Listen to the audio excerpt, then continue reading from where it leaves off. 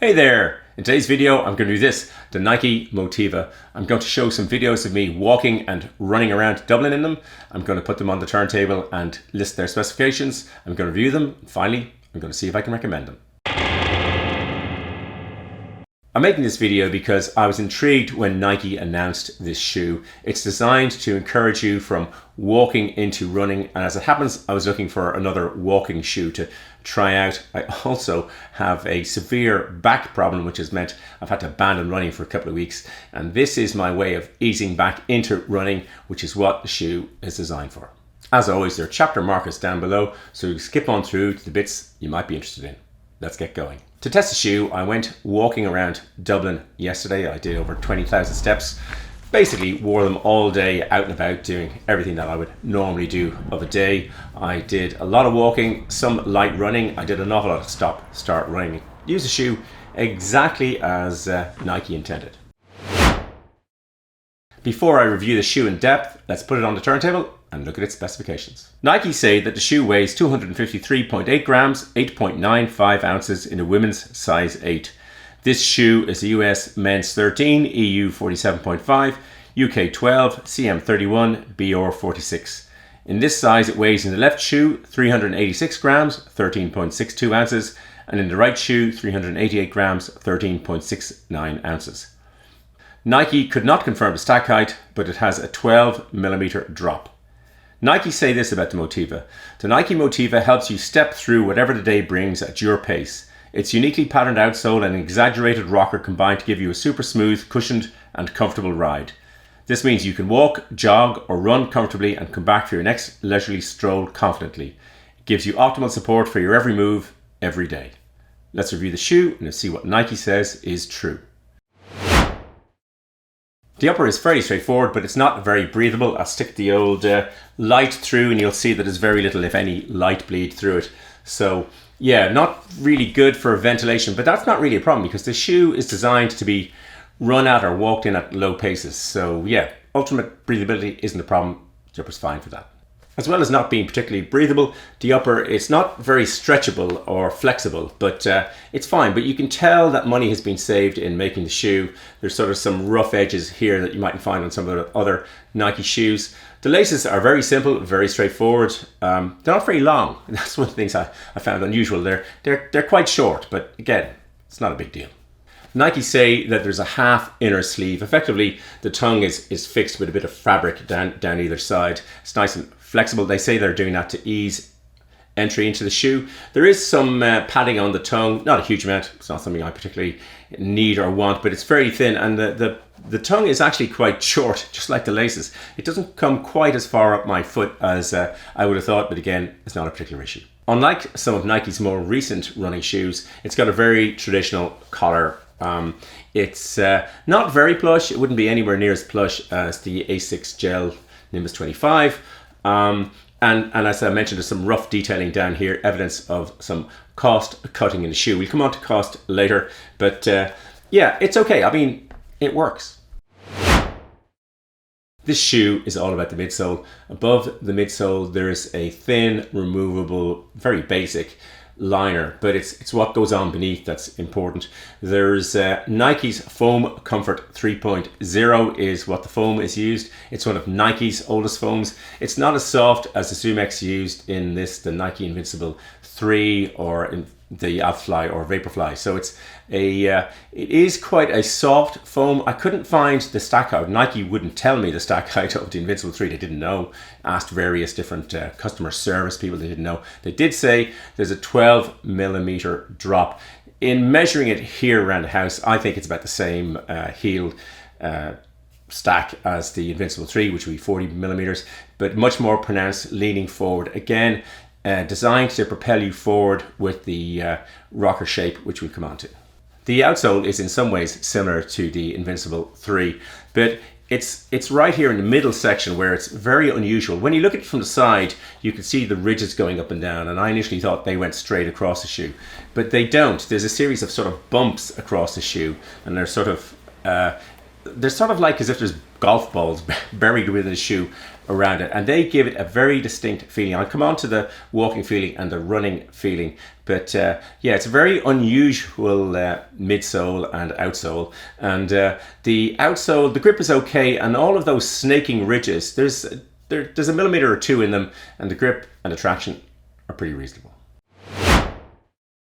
This shoe is quite heavy. It's 386 grams, 13.62 ounces in my size. That makes it slightly heavier than the Invincible 3 by 6 grams or 0.021 ounces. So it is on the heavy end of running shoes, but for me it also fits true to size. I like the look of the shoe. The rocker is very obvious, and it's also very obvious that there's something unusual going along here in the waves. It's I'll show a rear of this and the Invincible 3, and you can kind of see a similar design detail, but you can certainly see that on the Motiva it rocks up more. I'll also show a sort of comparison test where I let them bounce up and down. You can kind of see the rocker going. But yeah, I like the look of the shoe, even if I did get some negative comments when I wore them out yesterday amongst some friends of mine. The shoe is available in most territories at the moment in 2 different colors for men and 3 different colors for women. This is the bright crimson, university red, obsidian and bright crimson color. It's also available in the women's. The university red has been replaced by fuchsia dream, a sort of purpley pinky color. Actually preferred, but not available in the men's. There is also a sort of silver and lime green in the women's, and there's a black and white in both male and female, and there's going to be a slew of these coming. You can see various ones on the Nike website that haven't been released yet, so I'm expecting this to be a popular shoe, and if it is, there'll be lots of different versions coming along. So what's it feel like to walk in? Well, I did the 20,000 steps and it feels unique. First of all is you really do notice the rocker, which I like. I really do like that. It does. You can feel that it's wanting to propel you forward. But the bumps that are down here, they're kind of odd because effectively the midsole isn't flat. It wavers. And so it's almost like you're getting a very light massage as you go along. It's not as soft as the Zoom X foam. I actually like the foam for its design purpose. I really think this is a good choice of foam. It's really good for walking in. Yeah, so it feels nice when you're walking, but it really does feel like, you know, maybe it's sort of suggesting to you, maybe if we got the pace on a bit here, things would be better. So what's it like to run in? Well, the shoe is designed to run at slow paces and for heel striking, and I'll show a clip here of me running at very slow pace, slow down, and you can clearly see me landing on my heel and rolling forward. The shoe absorbs the impact with little sink and not much rebound, but it's nicely balanced at slow paces, and yet it encourages you to run along. The use case for the shoe is very specific. Nike are trying to get people from walking into running, essentially encouraging you to pick up the pace a little bit, slow down if you want, start, stop, do all of those kinds of things, and that's what this shoe is designed for, as Nike say. The Nike team noticed that the majority of women logging their first workout on the Nike Run Club app were averaging a 13-minute mile. But they weren't just running at that pace, they were fluctuating between walking, jogging, running, starting and stopping throughout their activity. Looking at insights, the Nike team understood that at a slower pace, people are more likely to strike the ground heel first.